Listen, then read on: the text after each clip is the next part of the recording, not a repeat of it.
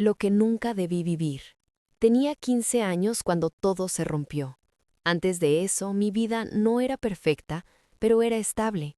Mi madre trabajaba largas horas en una cafetería del centro, y yo solía pensar que algún día podría ayudarla a tener algo mejor.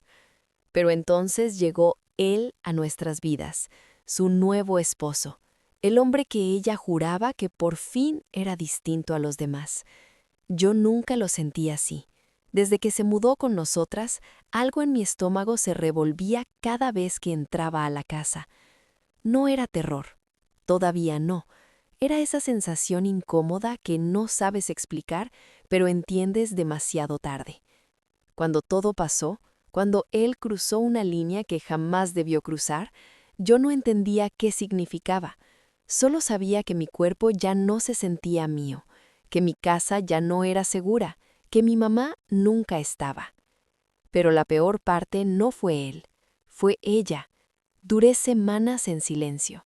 No dormía, me encerraba en el baño, me lavaba las manos hasta desgastarlas.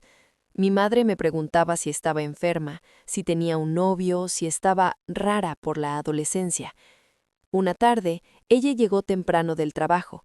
Yo estaba sentada en el sillón, con el uniforme escolar arrugado y la mirada clavada en el piso. Algo dentro de mí se quebró. ¿Mamá? Mi voz fue un susurro. Él me hizo algo. Su rostro cambió. Primero incredulidad, luego enojo, pero mo hacia él. ¿Qué tontería estás inventando ahora? Le conté lo más que pude sin desmoronarme. Ella se levantó de golpe, como si mis palabras la hubieran insultado. No digas esas cosas. Tú no sabes lo que dices. Él no haría eso. Él es un buen hombre. Yo temblaba. Mamá, te lo juro. Pero no hubo espacio para que me creyera. Ella eligió creerle a él incluso antes de preguntarle. Esa noche, él me miraba desde el comedor, desafiante, como si no hubiera pasado absolutamente nada. Y mi madre se sentó a su lado, protegiéndolo con su silencio. Los meses pasaron. Mi cuerpo cambió.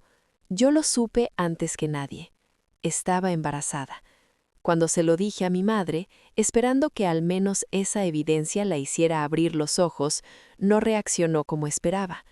Gritó. Lloró. Me culpó a mí. Tú destruiste mi hogar. Tú lo provocaste. Tú arruinaste todo. Yo no podía creerlo. Me faltaba aire. Ella gritaba mientras él me observaba desde la puerta, con una sonrisa apenas oculta. «Te vas», me dijo ella. «No voy a mantener a una...». Se detuvo, tragó saliva.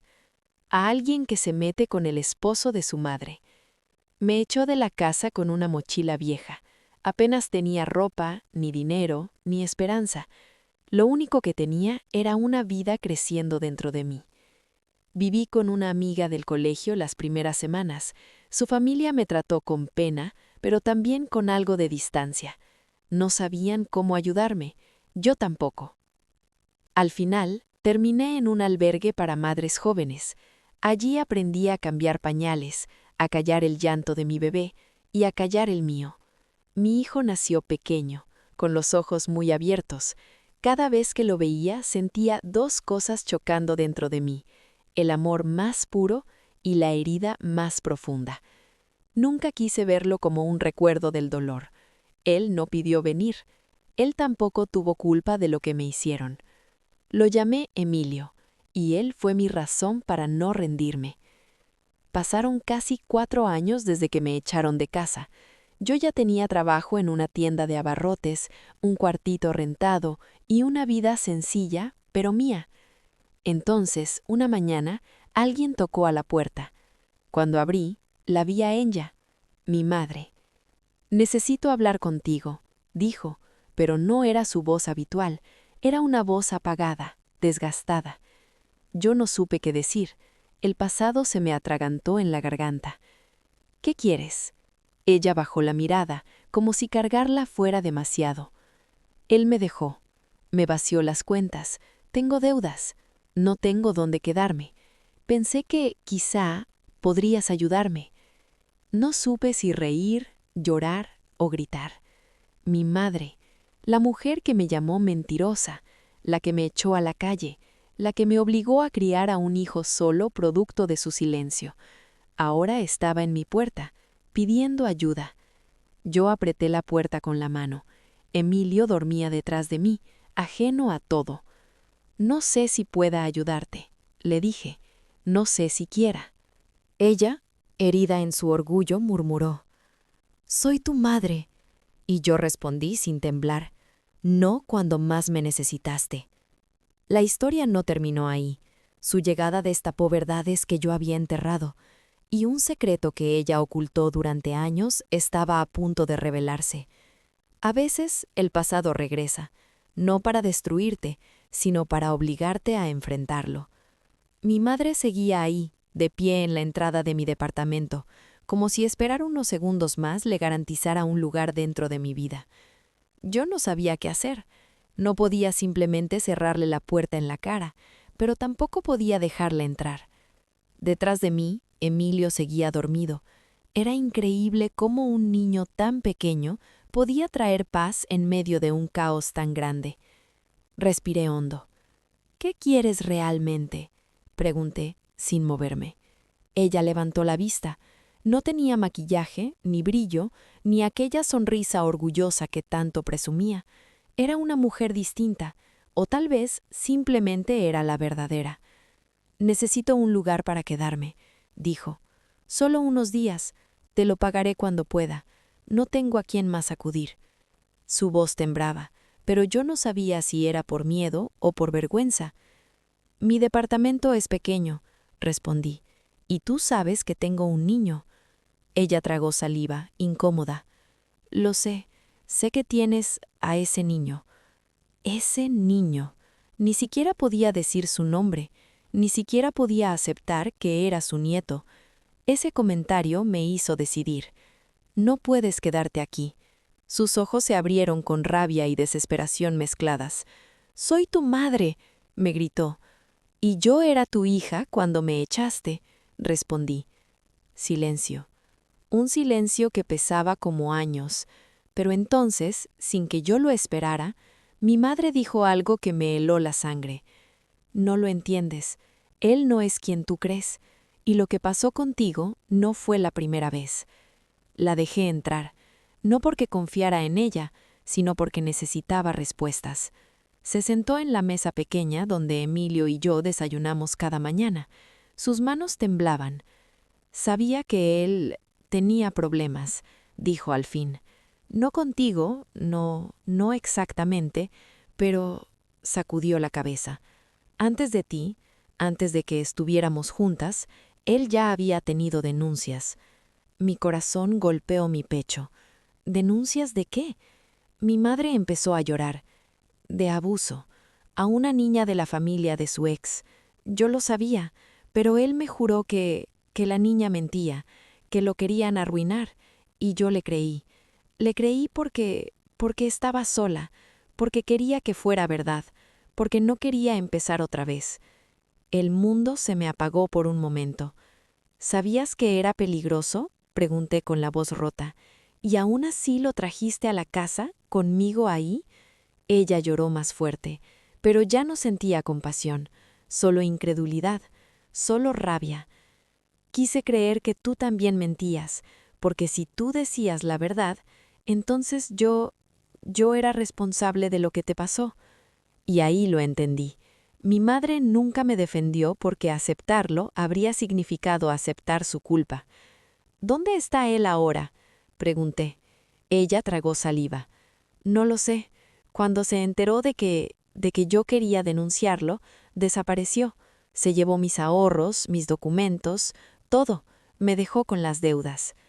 «¿Querías denunciarlo?», pregunté casi sin creerlo. «Sí, pero cuando fui con la policía…», cerró los ojos. «Me preguntaron por qué no lo había hecho antes. Me cuestionaron todo. Me dijeron que sería difícil, que no había pruebas, que no tenía caso. Y yo me quebré». Sentí una mezcla de compasión y rabia.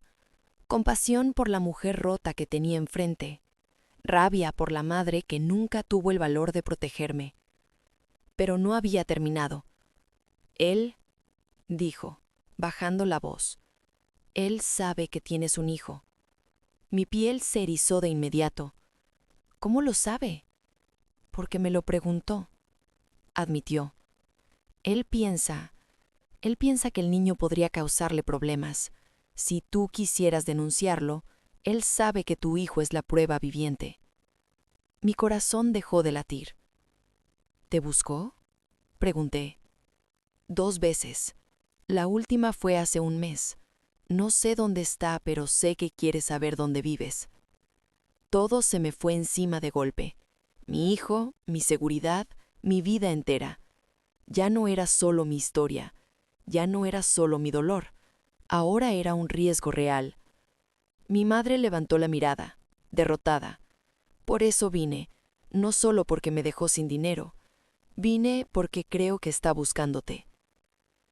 Esa noche, mientras Emilio dormía abrazado a su peluche, yo no podía cerrar los ojos. Mi madre dormía en el sillón, como la sombra de un pasado que nunca se había ido, y yo entendí algo que no quería enfrentar. Mi padrastro no había desaparecido, no había terminado, no había dejado atrás lo que me hizo. Él estaba buscando cerrar su propio cabo suelto, y ese cabo suelto era mi hijo. No podía ignorarlo, no podía escapar, tenía que enfrentarlo, por mí, por Emilio, por lo que me quitaron, y porque si él había hecho esto antes, podría hacerlo otra vez a alguien más. La parte 3 no sería de dolor, sería de justicia, o al menos de intentarla. Nunca imaginé que regresar, aunque fuera solo para enfrentar a mi madre en aquel café, desencadenaría todo lo que vino después. Había pasado tanto tiempo huyendo de mi pasado que el simple acto de mirarla a los ojos, escucharla, incluso odiarla, parecía abrir puertas que yo había mantenido cerradas. Pero no tardé en descubrir que no solo mi madre quería algo de mí, mi padrastro también lo hacía. Una noche, después de trabajar, escuché golpecitos suaves en la puerta del departamento. Al principio pensé que era algún vecino borracho, pero al asomarme por la mirilla, vi un sobre en el piso, sin remitente. Dentro solo había una nota. Ya sé dónde vives, tenemos que hablar. No arruines tu vida y la de tu hijo. El miedo me paralizó. Era su letra, la letra del hombre que me había destruido la infancia. Instintivamente fui al cuarto de Mateo, mi hijo, que dormía abrazado a su dinosaurio de peluche. El simple pensamiento de que ese hombre pudiera acercarse a él me devolvió un coraje que no sabía que aún tenía. No iba a correr de nuevo, no ahora, no con mi hijo. Llamé a Sara, la psicóloga del Centro de Apoyo para Mujeres donde asistí por años. Ella guardó silencio unos segundos cuando escuchó la historia y luego me dijo: «Es hora de que pongamos tu caso en manos de quien sí va a escucharte». Esa misma semana tuve mi primera reunión con una abogada especializada en violencia sexual infantil. Ella me dijo algo que se me quedó clavado. Cuando eras menor, tu testimonio valía aunque tu madre no te creyera. El problema no fuiste tú, fueron los adultos que fallaron. Por primera vez, sentí que alguien veía a la niña que fui y no solo a la mujer joven tratando de rehacer su vida. Tuvieron que grabar mi declaración. Tuve que volver a decirlo. Volver a recordar cada detalle, cada momento, cada miedo. Y aún así, no me derrumbé como antes. Era como si mi voz, quebrada pero firme, tejiera una nueva versión de mí misma.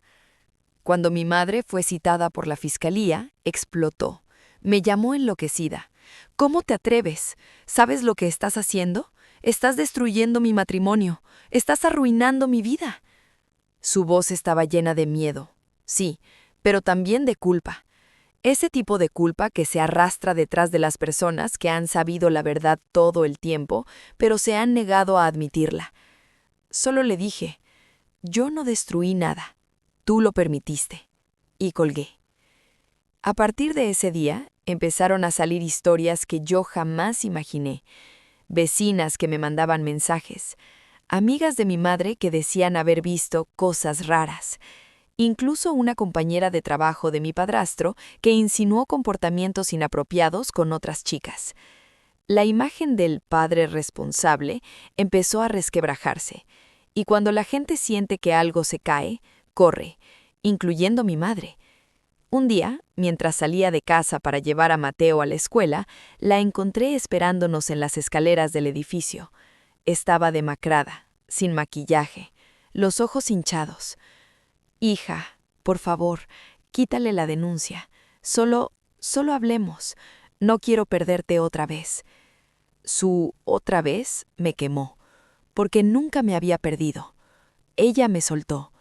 No vine a hablar, le dije con la voz firme. Vine a proteger a mi hijo, eso que tú no hiciste por mí. Ella cayó de rodillas, llorando, y aunque la escena rompió algo en mí, no la abracé. No podía. No confiaba en ella. Todavía no. Justo cuando pensaba que lo peor era tener que enfrentar a mi madre, recibí una llamada de la abogada. «Tenemos un problema y una oportunidad», me dijo. Habían encontrado evidencias nuevas, pero también había algo más. Mi padrastro también había intentado denunciarme a mí, alegando que lo estaba extorsionando. Era absurdo, ridículo, un movimiento desesperado. Pero lo que seguía me dejó helada. «Y hay otra chica que quiere hablar contigo», continuó la abogada. «Alguien más que vivió algo parecido». No dijo su nombre. No tenía que hacerlo. Mi corazón lo supo. Alguien más había sido víctima. Alguien más se había guardado su historia. Y alguien más quería romper el silencio. La aparición de otra víctima lo cambiaba todo. Mi caso dejaba de ser tu palabra contra la de él. La abogada me explicó. Si ella declara, abriremos un proceso más amplio. Esto dejará de ser solo tu historia y se convertirá en un patrón. Pero también significaba otra cosa. Mi madre, ahora sí, tendría que enfrentar la verdad que tanto se empeñó en enterrar. Y aunque una parte de mí quería verla caer, otra, muy pequeña, aún quería entender por qué eligió a un hombre antes que a mí. Esa noche, mientras veía a Mateo dormir, pensé en todo lo que había cambiado en tan poco tiempo. De huir a enfrentar, de guardar silencio a levantar la voz, de ser una víctima a convertirme en un punto de partida para que otras niñas no pasaran lo mismo. Lo que venía era más grande, más peligroso, más doloroso, pero por primera vez no estaba sola. La verdad ya no me pertenecía solo a mí. Era un incendio, y estaba a punto de extenderse. Después de años pensando que mi voz no importaba, que mi historia era apenas un eco perdido, llegó el momento en que todo lo que yo había guardado empezó a golpear a las personas que me dieron la espalda, y especialmente a ella, mi madre. La abogada me llamó para decirme que la otra mujer, la otra niña que él dañó años antes, estaba lista para hablar conmigo. Se llamaba Daniela. Nos reunimos en un espacio del centro de apoyo. Cuando entró, me sorprendió lo pequeña que parecía, aunque tenía más o menos mi edad. Sus manos temblaban.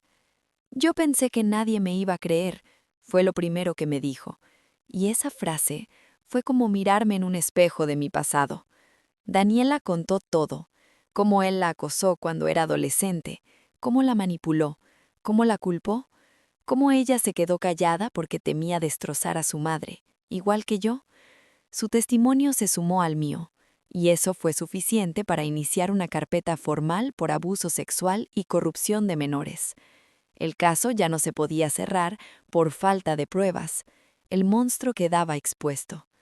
Cuando mi madre recibió la notificación oficial, estalló en pánico. La llamaron para declarar, no como víctima, sino como posible encubridora. Y lo era, durante años.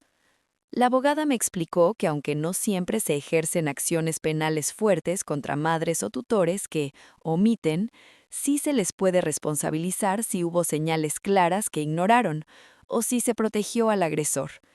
Mi madre encajaba en ambos supuestos. El día de su comparecencia se presentó sin maquillaje, sin aires de grandeza, sin esa arrogancia que siempre llevaba como armadura. Parecía deshecha. Cuando me vio en la sala de espera, me gritó, ¿Qué hiciste? ¿Qué fue lo que hiciste? Y por primera vez, no le tuve miedo. Solo la miré con una calma que me sorprendió. Lo que tú debiste hacer desde el día 1, le respondí. Decir la verdad. Mi madre había construido toda su identidad alrededor de una idea: la esposa perfecta, la mujer de familia, la madre respetable. Pero cuando la denuncia se volvió pública, porque así pasa, los vecinos hablan, las amistades murmuran, esa fachada se vino abajo. Las mujeres del barrio la evitaron, las compañeras de trabajo empezaron a mirarla con desprecio. Algunos familiares la bloquearon de grupos y chats. Ella lloraba, suplicaba y decía que no sabía, pero la gente no le creía, y la verdad, yo tampoco, porque una madre sabe, quizá no todo, pero siente cuando algo está mal. Ella eligió no ver, eligió no escuchar, eligió mantenerse cómoda al lado del hombre que le daba estabilidad económica y emocional. Y ahora todo le pasaba factura. Como si la vergüenza no fuera suficiente, mi padrastro, en su desesperación, fue removido de su puesto en el trabajo mientras avanzaba la investigación. Eso significó algo inevitable: se quedaron sin ingresos. Mi madre intentó vender cosas, pedir dinero a familiares, incluso pedir préstamos rápidos, pero nadie quería involucrarse con ellos. Y entonces, como siempre, volvió a buscarme a mí. Me llamó un día llorando diciendo que iban a perder la casa, que necesitaba ayuda, que era mi obligación moral, que solo tú puedes salvarme. Era increíble.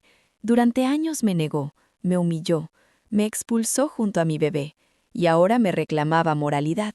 Solo respondí: ¿te acuerdas cuando te rogué que me creyeras? Ella guardó silencio.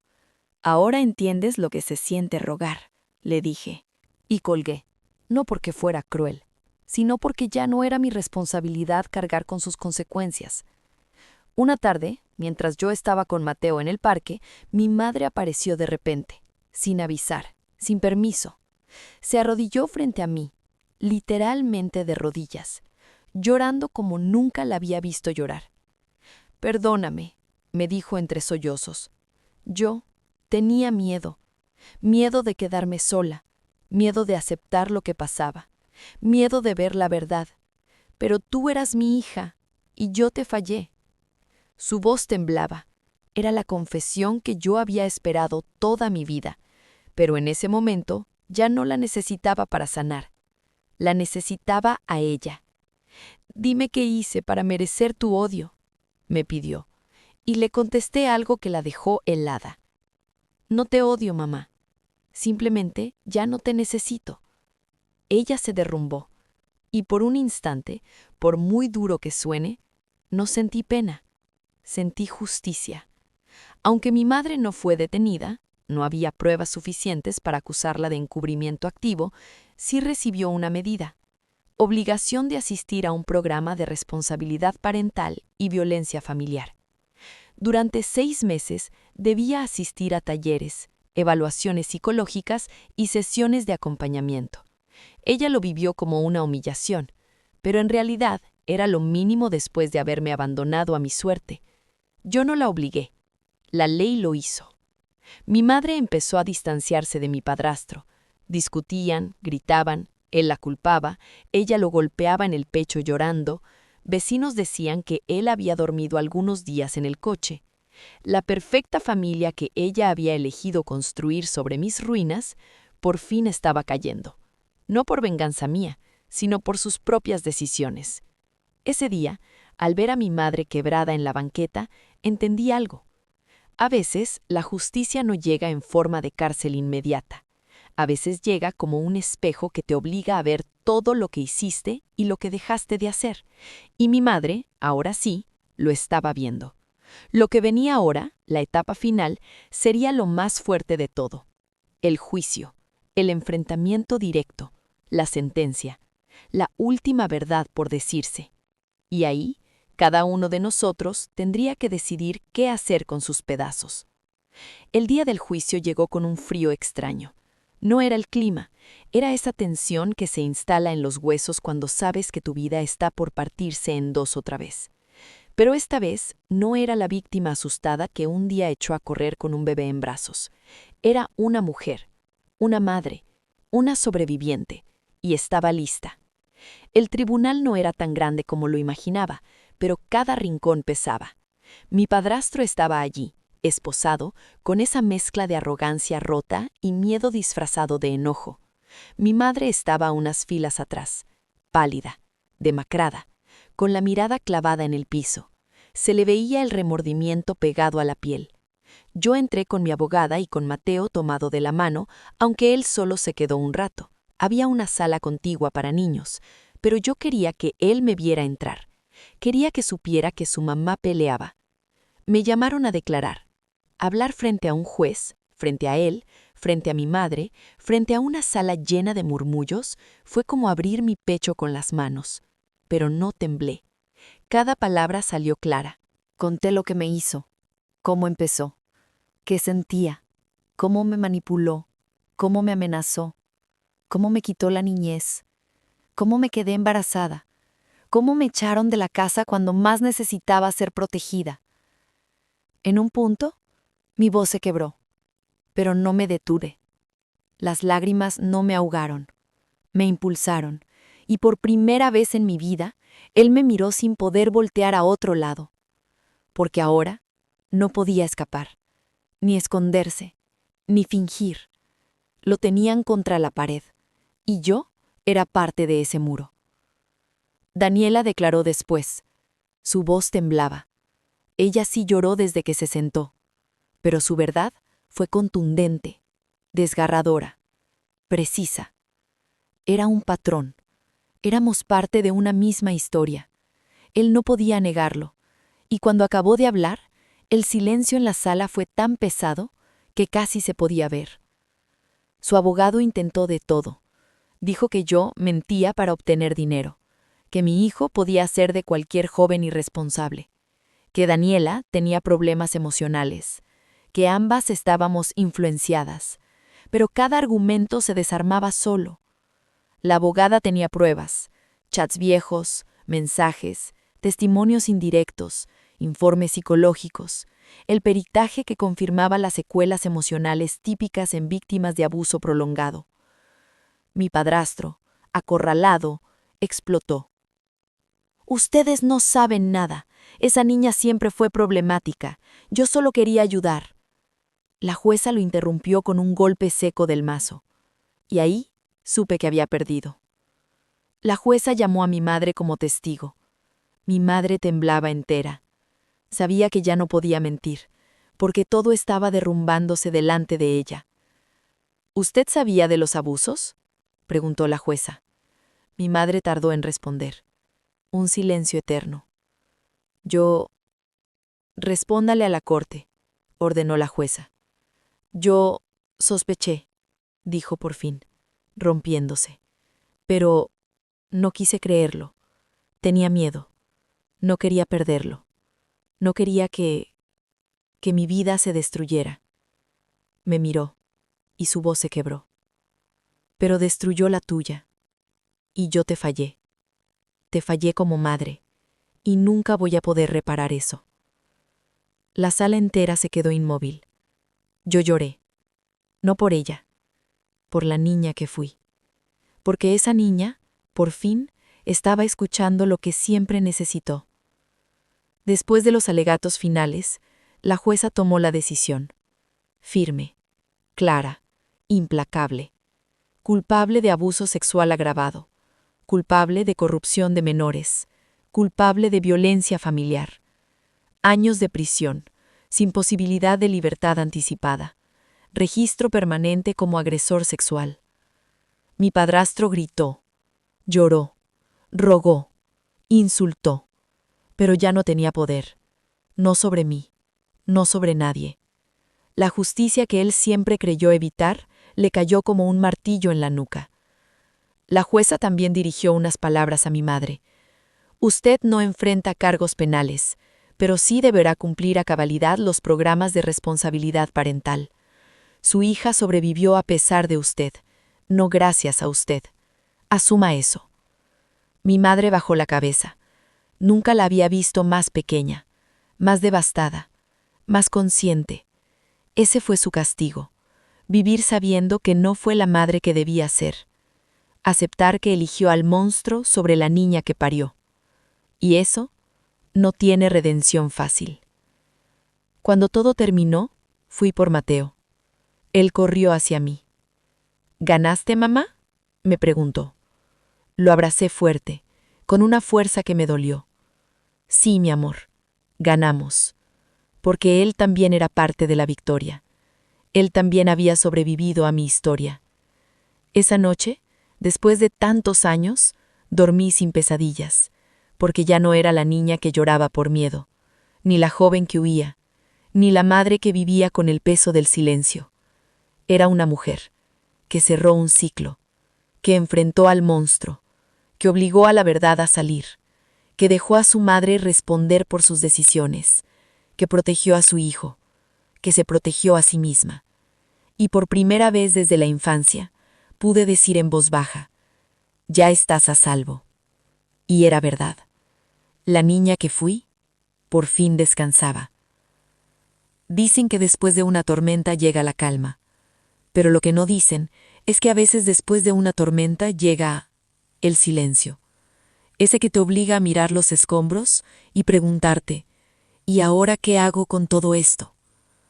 Durante años, viví pensando que mi vida se había detenido el día que mi padrastro me robó mi infancia, y que mi historia se había vuelto irreparable el día que mi madre me echó a la calle con un bebé en los brazos. Pero después del juicio, después de cada palabra que dije, después de cada lágrima que ya no me daba vergüenza mostrar, descubrí algo que nunca imaginé, que había un futuro esperándome, y que ese futuro era mío, solo mío.